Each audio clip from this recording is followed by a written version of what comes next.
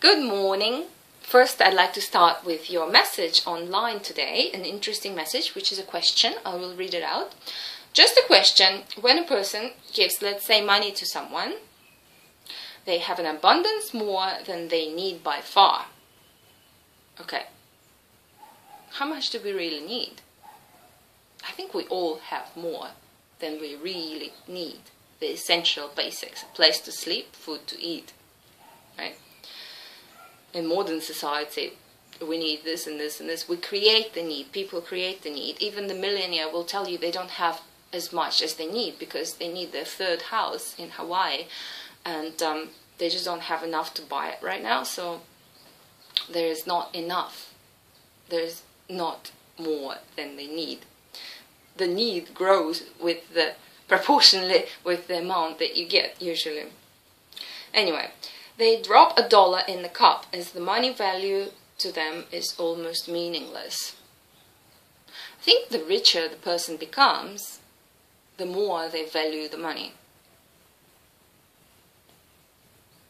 Think about rich friends of yours, or say richer friends of yours. I think they're the people who really understand the value of money. So it's a preconception of millionaires, wiping their ass with the money, but it's not like that. It's not like, I know rich people in Korea, they would go to the cheapest restaurants and they would bargain for every single little thing in the market and anywhere, and they would really care about the prices. And when they say buy a new car, they would negotiate everything down, just to the very cent, wherever they can. So people really know the value of money. When they give $1, they realize that they're giving $1. And that's why people who do not have money are a little bit careless, and they don't realize that $1 has a value, and mishandle the money. That's why they stay where they are. Anyway, this is getting off your question. One question: a millionaire gives $1, and then someone else comes along and drops $1 into the cup, knowing they are left with only change in their pocket and no more anywhere. Is it the same? So you're asking to compare a millionaire who gives $1 and a poor person who gives $1. Okay, is it the same? No, it's not. Poor people usually do not understand money. That's why they're poor. They don't understand that money brings more money. Nobody is poor unless they do not know how to handle the money. If they get 1 and they spend 1, they're not poor. If they get 1 and spend 2, get a higher purchase, get a mortgage, far more than they can handle, get a credit card, borrow from people without thinking what is going to happen next month and hoping for the best, that the business deal will come through, that they will get lucky, that they will win the lottery and pay everyone back, but it never happens. So if you don't understand the money, it's likely that you are on this side rather than on that side.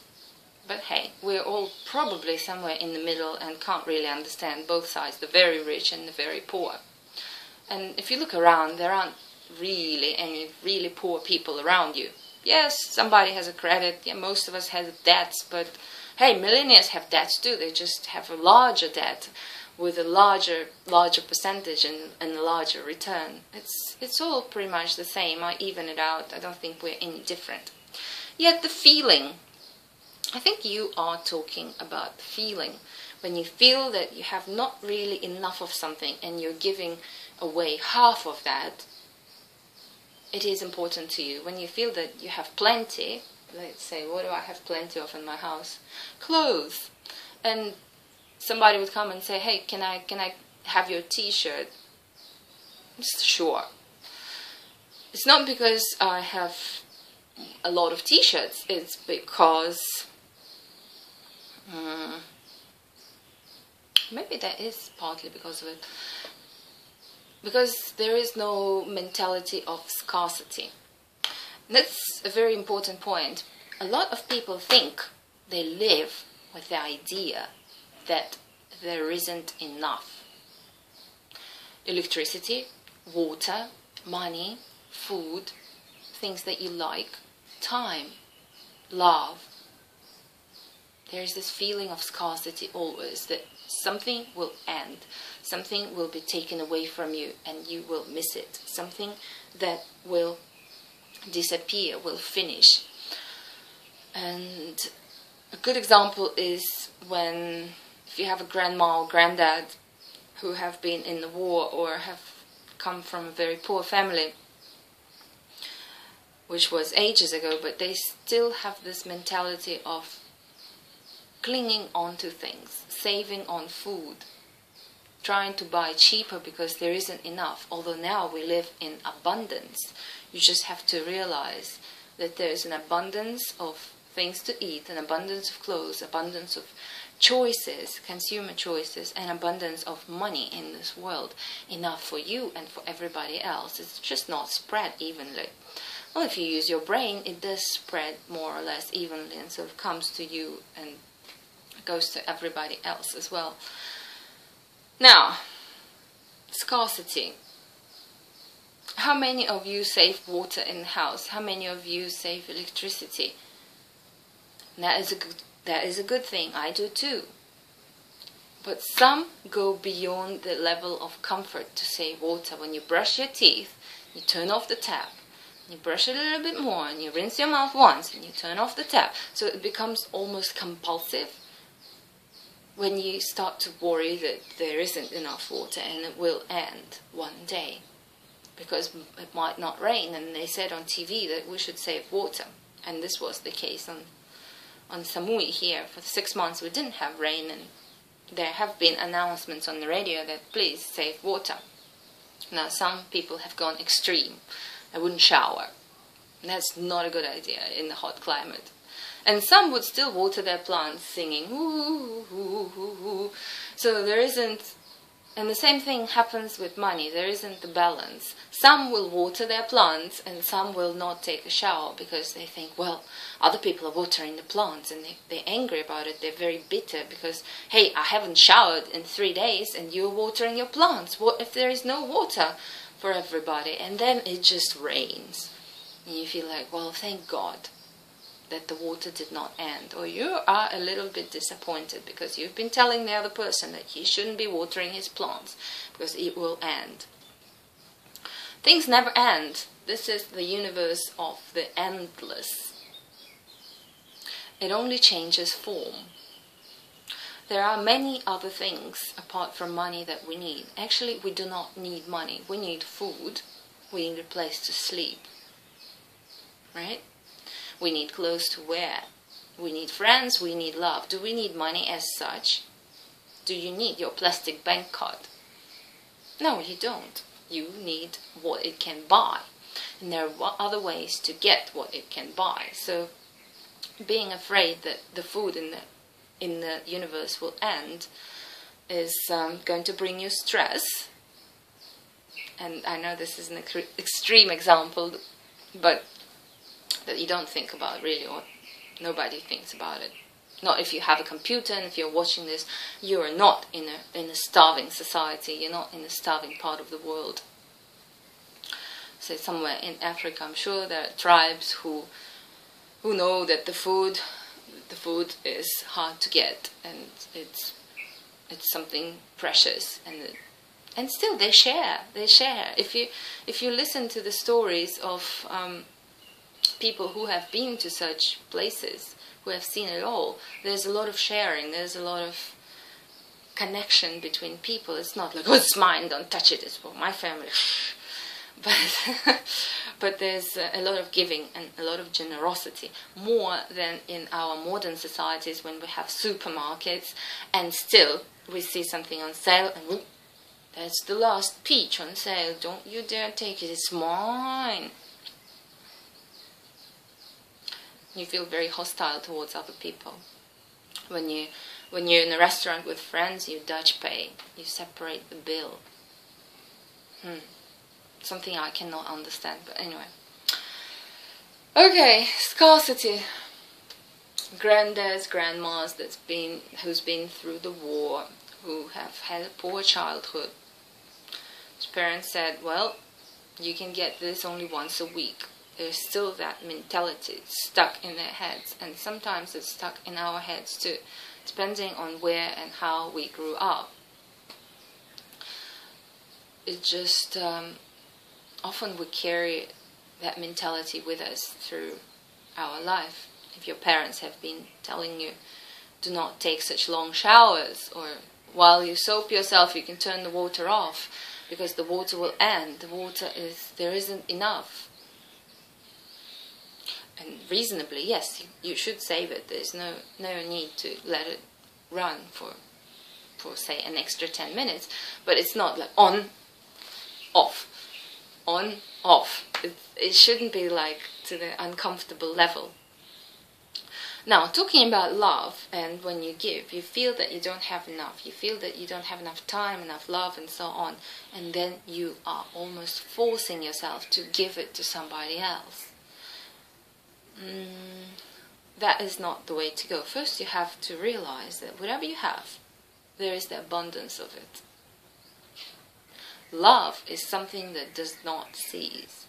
Love you get from the universe, and there is as much love as there is air in this world, probably even more, that you can always go out and breathe it in, absorb it from everything you see, from smiles of people, from their looks, from seeing somebody enjoying themselves. There's love everywhere. There's love in the flowers, there's love in the birds singing, there's love in the blue sky, in the grey sky, in the rain, in the dry soil, in the wet soil, in the grass that's growing. There is love packed in everything. Everywhere is the energy that we use to exist, in the sunshine, in whatever you see and feel. Unless it's a pink blanket, then there isn't much love in it. But natural objects that are all around us are all filled with love. Love that you can use for yourself and for others. All you need to learn is how to be open to it, that you're open to it, that you do not judge people when they smile at you and say, well, am I looking funny? Why did you smile? Why did you laugh? Oh, you're happy. You're just happy to see another human being. Okay. We do not focus on ourselves. We do not care. Well, so if I'm funny, so if my t-shirt is like this and the bra is showing, are you going to say, oh, look at that, she probably didn't see it. Oh, how awful. No, we are more confident than that. So what? This can happen. It can happen to me, it can happen to you. I don't care. So what if there is a pimple here? I don't care. You can get a pimple too. One day you will. When you were a teenager, you got lots. Now are you going to turn away and look at them sideways just because you got a pimple here? Of course not. Who cares? It's only natural. We're all human. We're all the same. We are not to be shy of other human beings. We are to be open. We are to accept that flow of love. When you're open, when you're confident, when you're not shy, when you're not ashamed of anything. So, well, your shoulders are not wide enough, whatever, your hair is not long enough. Oh, you're balding. Oh, let's put a hat on and hide from people. It's not the reason to do it. There is nothing to be hiding of. There are plenty of bald people out there. There are plenty of people that are not so good looking out there, fat or too skinny or whatever else. All these complexes, because people are focused on themselves and are not open to others. Why? Because they're so insecure of the self-absorption. We think, oh, what are others going to think? If I'm going somewhere and they can see my crotch, oh no, should I change the clothes? No, and I'm going to walk around like this, trying to put it down all the time, just so that other people don't see my crotch. Who cares about your crotch? Who's going to look at it anyway? Whatever you wear, people are so absorbed in themselves that they're going to think like, wow, am I looking good today?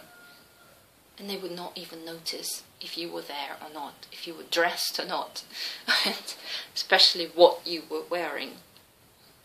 This is probably easier for women to relate to. You'd be surprised how often you'd go out with girls and girls would say, well, I think like is this not ironed? Do you think it looks okay? Does it make me look too fat? Oh, I bet it makes me look fat. Oh, I'm sure he thought I was fat.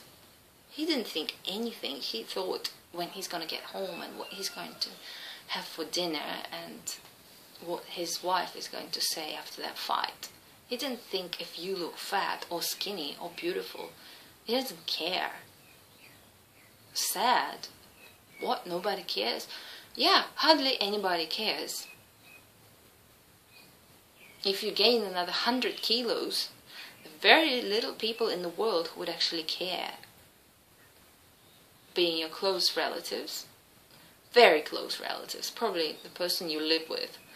Every other relative will say, well, he just got fat, I didn't, good for me. Your children, dad is fat, full stop. There is no worry, there is no concern, because it isn't us, we're not going to experience the pain. I want you to be different. I want you to care about other people. And helping other people is not putting $1 into their cup.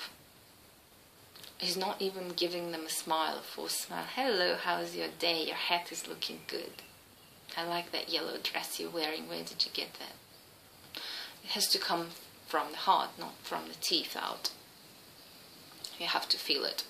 To feel it, you have to find the love for other people inside yourself. Not just the love for the pretty girl that you see in a miniskirt walking down the street. It's easy to find love for her. But love for everybody else. Love for that grouchy looking bad guy that you're going to bump into and he's going to say, watch where you're going. How do you love a person like that? It's hard, sure. Some of the abusive emails that I get from you, yet there is a war within me for like a second or two. Should I just reply, fuck off, you... something nice or not nice? Or just ignore or try to respond in a kind, loving way?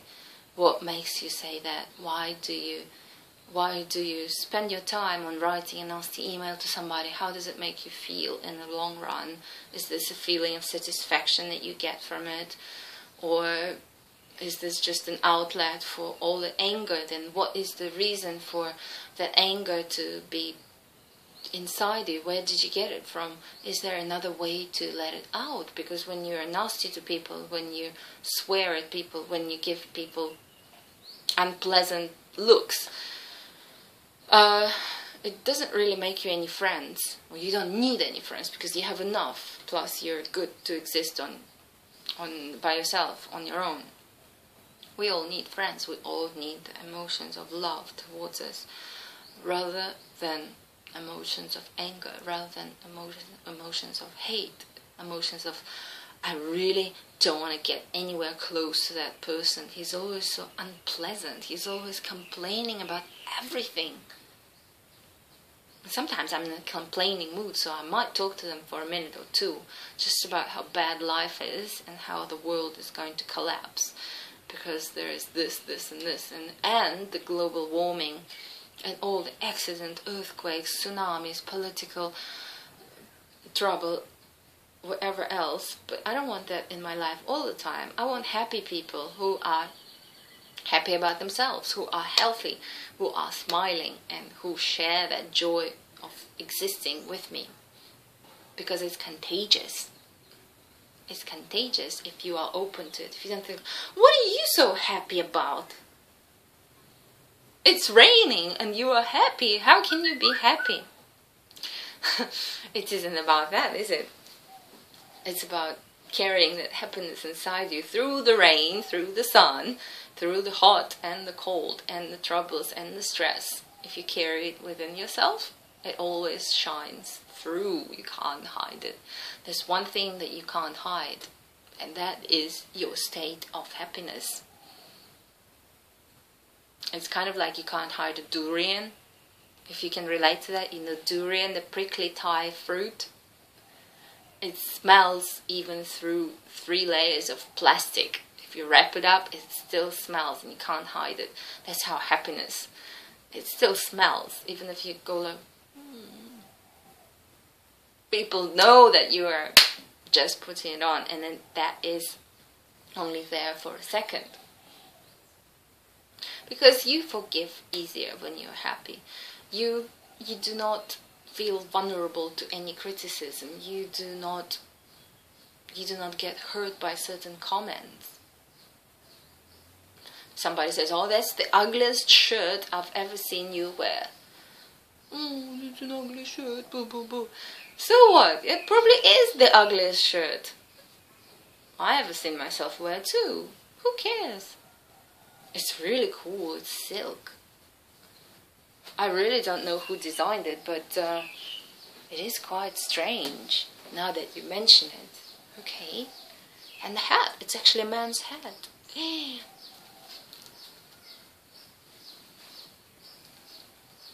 Is my hair pressed down after wearing a cap?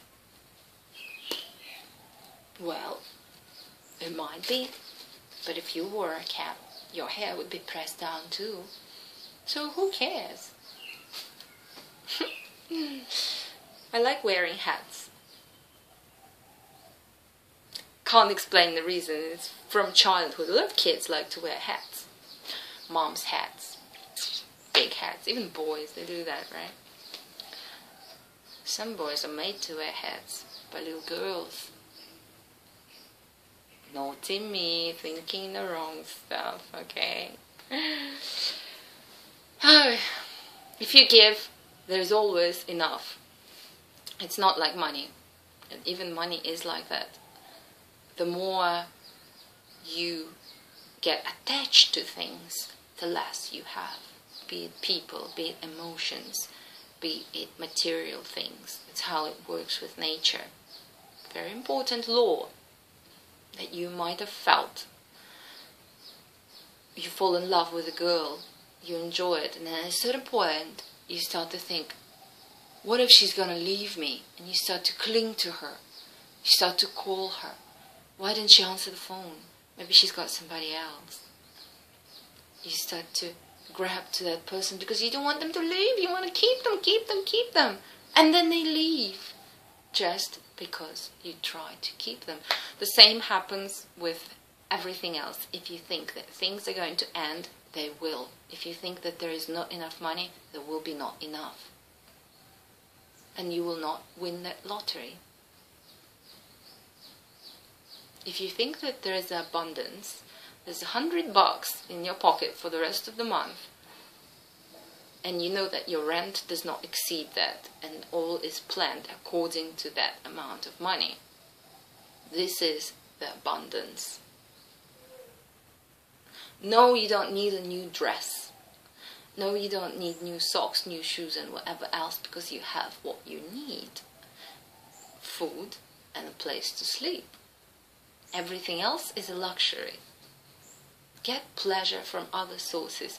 Get pleasure from helping people. Get pleasure through communicating with people and sharing ideas.